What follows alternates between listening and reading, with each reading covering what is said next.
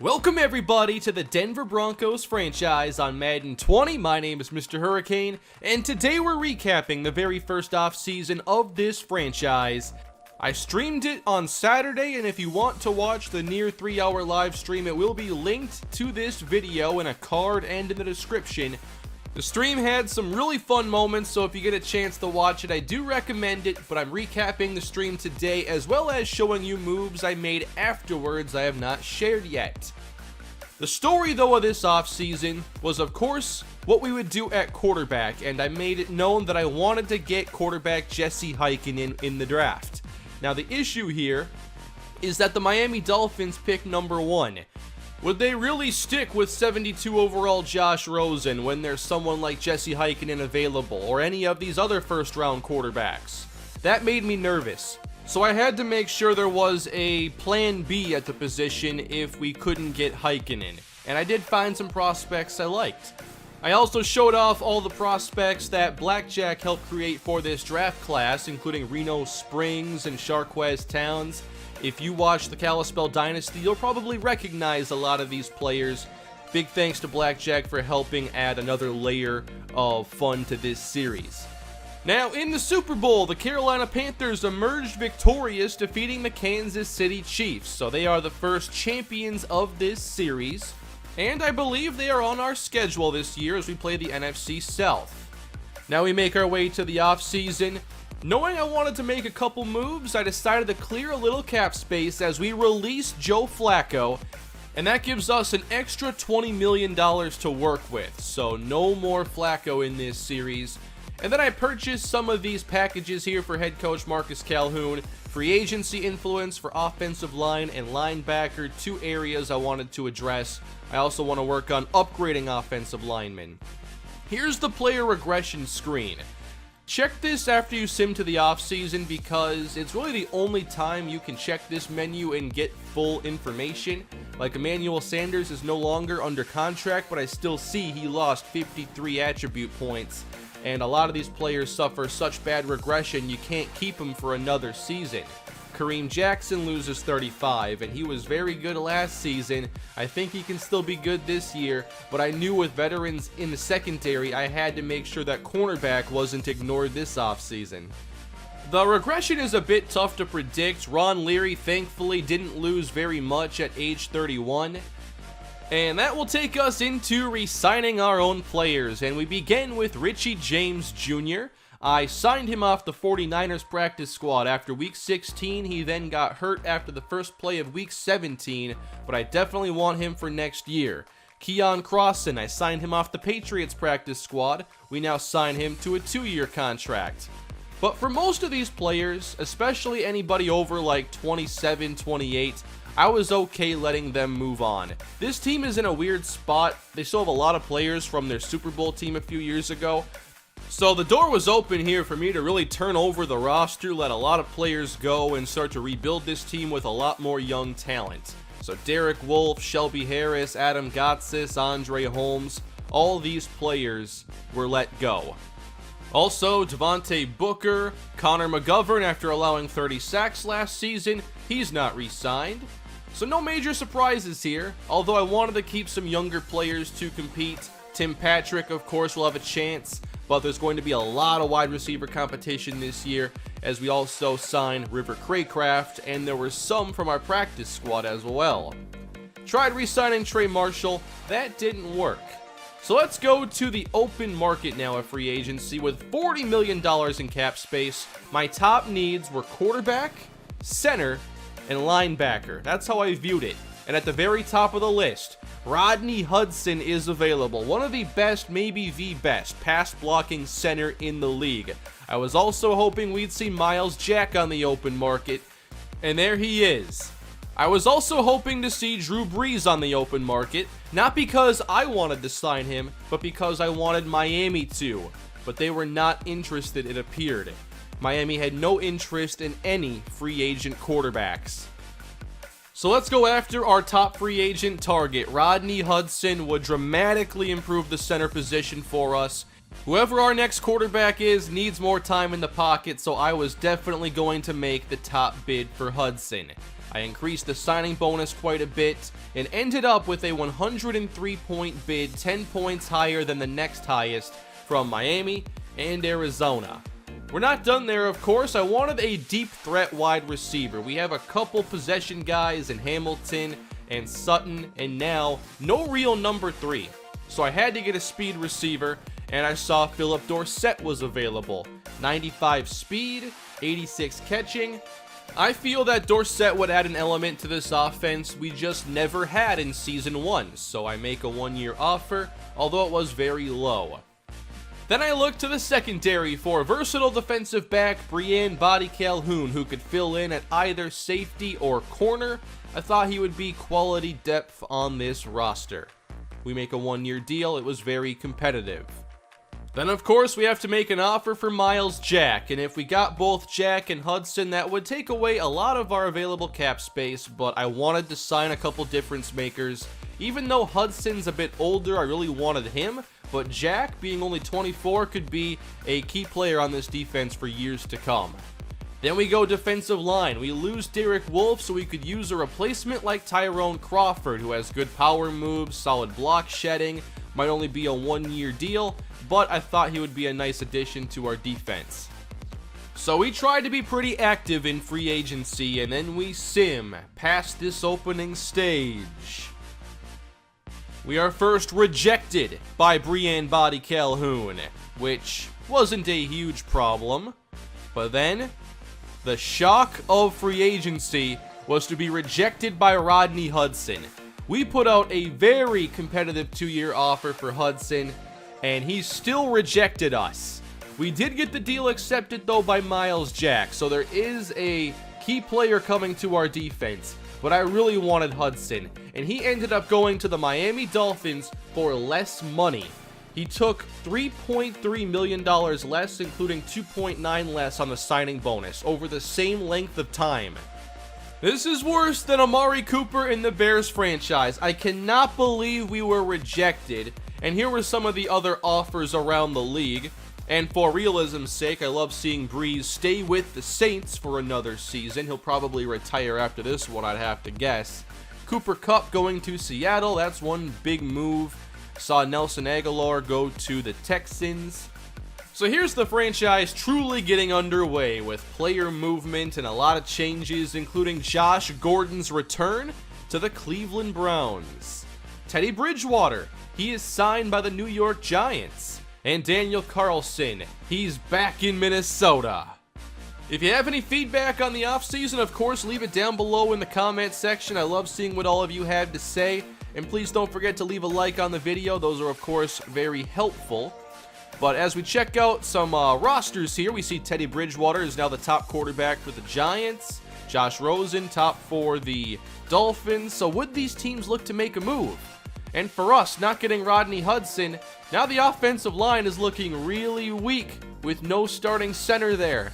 The defensive line wasn't looking good either, so us in the trenches, I had to do something about it. I tried doing what I could. Christian Covington was available. I made a bid and had to outbid Seattle. And overall, I felt like free agency here was pretty difficult. I wasn't going to just get a lot of good players here for a very cheap contract. Poona Ford was available. I'd like to add him. Had to outbid New England to get the top chance. After that, we go to center and see that the best is Connor McGovern. He's going somewhere. It's not going to be back in Denver. And I thought about, maybe having to make a trade for a center at some point because we can't have the same situation that we had a year ago. I then looked for offensive line depth. A.J. Cann, 1-year offer. After Cann, we go to Mike Remmers to get a backup tackle on the team. Only 68 overall, but 68s are decent backups now in Madden 20 with the rating scaling they have. I knew we also had to look to the draft for a wide receiver, and I had a lot of interest in Centarius Phillips, who was from the Kalispell Dynasty. He played for Clemson. I then knew we had to also address center, but there weren't a ton of great options, and I knew that early on I wanted to select a quarterback, and I was hoping it'd be Jesse Heikkinen. So it was very difficult to figure out how we were going to fill all these needs in one offseason. In past franchises, that's been a lot easier. I'm glad it's more difficult now. There were also some intriguing values I had on the draft board, like Christian Baxter, and now you see a couple more rejections, a couple more contracts accepted by Mike Remmers and Christian Covington. So this was by far one of the most surprising free agent periods. I was going after a lot of players and got outbid over and over again, and in some cases, the players took less to go somewhere else. But I continued to look for whoever was left. William Hayes, veteran, well-rounded, he's exactly the kind of player we need at this stage. So I made a 1-year offer. But we only had 4 players signed to this point, and I certainly tried to sign a lot more. It felt like the story here was about the players we didn't get, not the players we did get. So again, here's how the offense looks. Offensive line needs some help there in the middle. We could use another receiver, of course, and defensively, that D-line is certainly not going to be a strength. I think the rest of the defense has a chance to be pretty good. But a lot of our best players are also regressing, and eventually we're going to have to look for their replacements. So we make our way to the draft with the Miami Dolphins on the clock, pick number 1 of 2020. The other teams ahead of us, I wasn't worried about them taking Heikkinen. This was the one pick he had to make it past. And with the first pick of the 2020 NFL Draft, the Miami Dolphins select Jesse Heikkinen. The number 1 quarterback goes number 1 overall, meaning the Dolphins got the quarterback we wanted and the center that we wanted as well. We picked at number 4. Arizona ended up going Jelani Tyree, defensive tackle, and the Houston Texans. They go for the best tackle in the class to protect Deshaun Watson, David Glanton. So at number 4, there were quarterbacks that I liked, no one as much as Jesse Heikkinen, but my second option was Adam Kane. Strong arm, solid accuracy, only 21 years old. Felt like he was the best option on the board, and the other first round options I felt didn't really fit this spot in the draft, so I wanted to trade down, but these trade offers were not very good, so I had to go the manual route and ended up dropping a few selections to pick up a 3rd round pick from the Bengals. There were some good options, actually, at this spot. They were just at guard, and I didn't feel like this was a team that picks a guard top 5. We have so many other holes to fill. Guards end up going back to back, and then the Raiders go tight end Austin Bordelon, who's a 77 overall. So we're back on the clock, number 7, and I decide this is the spot. We are addressing quarterback right here. It's not Jesse Heikkinen, but we move into the future with Adam Kane, who is only a 67 overall with normal development. I did not see that coming at all. This is almost exactly like the Giants selecting Daniel Jones. Jones had like 66 overall in normal dev. We end up with a quarterback who still needs a lot of work, who is not higher rated than Drew Lock. This shakes up the franchise quite a bit. Year 2 will not be this dream season with Jesse Heikkinen and this massively improved roster. From here, I had to decide how to attack the rest of the draft. I wanted to add another quarterback, but later I had some options I liked. I wouldn't take them in rounds 1 and 2. William Rivera ends up going to the Jets at only 62 overall. And then the Browns, late round 1, they take Centarius Phillips earlier than projected. He was a 2nd round talent, but he goes to the Browns. Sharquez Towns was still available, a really good running back prospect. I knew we weren't going to take him. That's not a pick that we can make at this stage. And at the very top of round 2, the Miami Dolphins add Sharquez Towns from the University of Miami. They get Heikkinen, Hudson, and Towns. Immediately, I had to see if they were on our schedule this season, taking all these players and a couple we really wanted. Well, guess what? Circle the calendar, week 2, we're going to Miami. And I cannot wait for this game. Tanner Daughtry then goes to the Arizona Cardinals, just a 65 overall. And then Marion Triplett from the Kalispell Dynasty. He was a pass rusher for the Warhawks. He goes to the Houston Texans. So we're on the clock here in round 2. Do we go Landon Irving, The top 3 isn't fantastic. I liked Mac Hillhouse a lot, but it wasn't quite time to take a 4th round prospect. I still have to get an interior lineman. Keontae Snow maybe?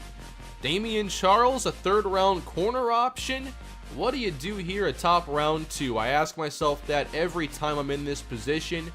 William Sapp, decent speed, good deep route runner, he fits what I wanted.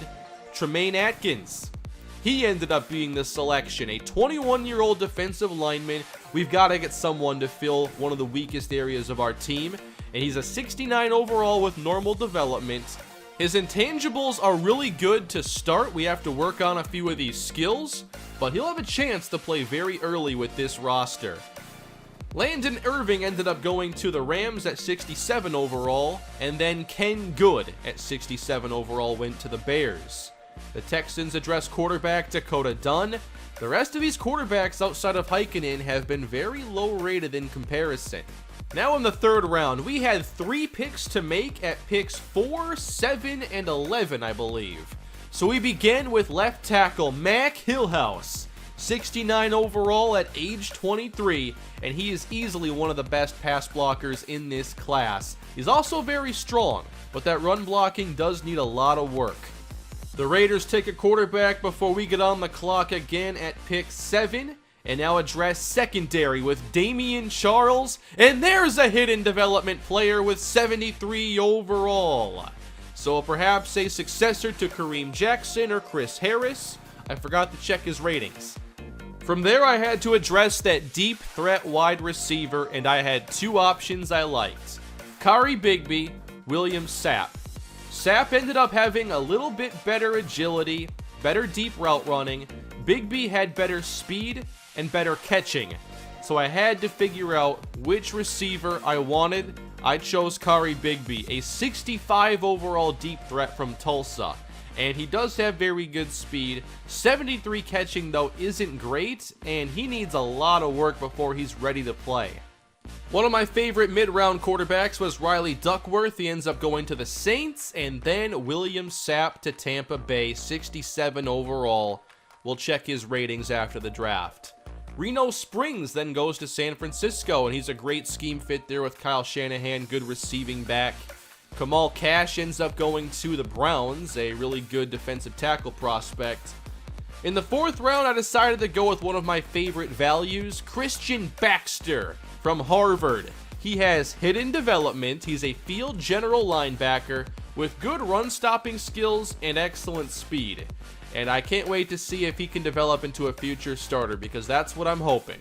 The Browns then took a player from Kalispell. It's cornerback Glenn Hayes.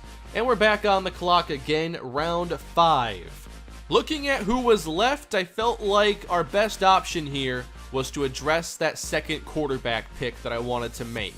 Hudson Brooks, a throw power, solid accuracy, short, and throw under pressure. He's the pick, and he has hidden development, everybody, at 62 overall. So what happens now with Drew Lock, Adam Kane, and now Hudson Brooks, who has a very weird skill set. Not a very strong arm, but okay short accuracy, okay deep, not very good medium, but good under pressure and on the move. Chad Sweezy from the Kalispell Dynasty goes to the New York Giants here in round number 5. And in round 6, with 2 picks left to make, I decide to finally address center and get a backup moving forward in Pat Jacobson from California. Jacobson will not start as a rookie. He has 68 pass block, which is like the same as Connor McGovern.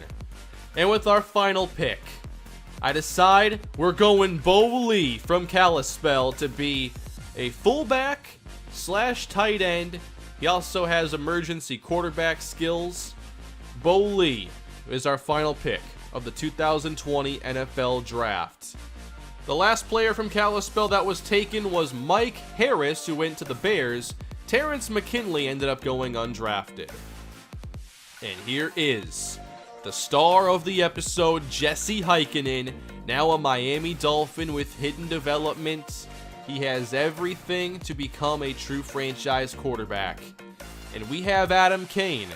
And I don't know what his future holds or our future holds going forward. When we get to the preseason, Drew Lock will take the first snap, and that's all I'm going to say. Austin Bordelon, by the way, looks like a really good tight end for the Oakland Raiders. We'll see him twice this season. I think they have a really good player here. The Browns, by the way, Centarius Phillips. Imagine having this skill set on our team. I know his route running isn't very good yet, but with hidden development and this athleticism, he has a chance to be really good. They also picked up Glenn Hayes, who would have fit our scheme nicely. Browns had an outstanding draft, by the way. They picked up a couple difference makers in the middle, including Jawan Smith at right tackle. Let's go back to the Dolphins. Sharquez Towns, hidden development. Now, I checked their depth chart. There are 2 running backs above him, Kenyon Drake, and there's one more at 78 overall. So it'll take a little time, but Towns is probably going to be their starter next season, I'd say. Oh, and William Sapp. Picking between 2 players. Sapp ends up higher rating, better deep route running, hidden development, and I take Bigby, who ends up with just a little bit better speed, just a little bit better catching. I did not make the right decision there. So what do you think of what I did this offseason to this team? It was certainly tough, and I did not expect that our roster would look quite like this finishing the offseason stream. So now we have a very interesting future ahead of us. But there's more moves I made following the stream. The preseason is coming next. I have built a brand new playbook for this team I can't wait to unveil. But here are the moves I made after the stream finished. A lot of these players are undrafted free agents or veterans that are just filling in for depth. I have not made any trades yet. I'll talk about that in a moment. You'll notice that I shuffled the offensive line, putting Mac Hillhouse, the 3rd round rookie, at left tackle where Garrett Bowles played last season. I think Bowles was okay, by the way. He didn't give up many sacks. But I moved Bowles then to left guard, and I think that he can hold up there. Dalton Reisner then moves to center. He has some experience playing there in college, and I wanted to see if we could fill this hole internally before spending any more draft picks for other players. So Reisner will get the chance in preseason. If it doesn't work out, we will look to the trade market. And then at wide receiver, we have no veteran like Emmanuel Sanders this season.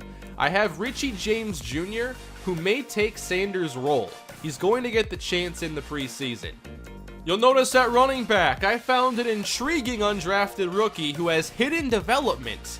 This is Sean Pitts from Bethune-Cookman. He's 230 pounds with very solid speed. He also has the ability to break some tackles, so I'd love to see what he can do. And then at wide receiver, it's going to be very, very competitive. We have Damian Ratley, who could be a deep threat. There's also Keith Kirkwood. Will one of these players separate themselves in preseason? But there's also Tim Patrick, and we've seen him make some plays before in this series. We also have a couple undrafted receivers with a chance to make an impact. Here is Miles Starkey, rookie out of Yale. 91 speed, 93 acceleration, solid short route running. Can he find a role in this offense? Then Ricardo Ellington. He might be a practice squad player, but he has the downfield speed and some deep route running ability, so he's going to get a chance as well. Now we look to the defense. And yes, that defensive line is still not looking great, but I hope Covington and Hayes can fill in nicely. Overall, I still feel like the defense will be good in year 2. William Hayes, good power move, good block shed. He's going to play as much as he can handle. And then, of course, Tremaine Atkins, the 2nd round rookie. He may not be as ready as other players here, but he is going to start regardless because I want to get as many young players a chance to develop, and this is the best way. Get them on the field. And Christian Covington, by the way, another decent, well-rounded skill set. I hope this defensive line can surprise us a little bit. And then some undrafted talents. Cortez Bruton has 83 strength. He has 67 power moves. Certainly a long way to go for his skill set. But how about Victor Allison? Hidden development at 59 overall. If Allison develops, he has a chance to be a solid run stopper, but he's probably never going to be a great pass rusher. But if there was ever an intriguing 59 overall, I think Allison is it. And then we also bring back Trey Marshall to be safety depth. And those are the major moves that were made. So we did not go and get anybody in a trade yet. We do have all of our picks the next 2 years. I just didn't want to give up picks yet if we can find a way to manage this season. I know we're probably not going to be a very good team, but if there are moves that need to be made, I have found some targets like Antonio Callaway from the Browns. He does have a lot more talent than a lot of the receivers on our roster, so a move may be made if we can't push the ball down the field. At center, there is a really good option here in Chase Roulier, the Minnesota native in the final year of his contract with Washington. Now, he's coming off a really good season. I might be willing to give up a pick for him, but I want to see how Reisner holds up first before I make any additional moves. And for what it's worth, here it says he played all 16 games last year, over 900 snaps, and only allowed 2 sacks. And then pass rush depth. If I feel we need somebody else, I might make a move for Tyus Bowser from Baltimore. So that's our roster going into year 2. This is not what I expected. Usually in my series, we make a tremendous jump from year 1 to year 2, adding a few difference makers, and it transforms the entire team. This season, that didn't happen. The opportunity was definitely there. Imagine this team if we have Jesse Heikkinen, Rodney Hudson, and Centarius Phillips. I think then it's a very different team. But that's not how it played out. And I love the challenge here in Franchise. I love the stories we have going into this year. It should be a really fun season, and we'll see if we can come out of it, hopefully finding some answers at spots like quarterback and center and wide receiver. We've got a long way to go yet, and I hope you're all excited for year 2. It is on the way. I cannot wait for week 2 especially. But I want to see your feedback down below in the comment section, and please don't forget to leave a like and subscribe to the channel and hit that bell for notifications so you know when the Broncos franchise is back again. Have a great day, everybody, and I'll see you soon.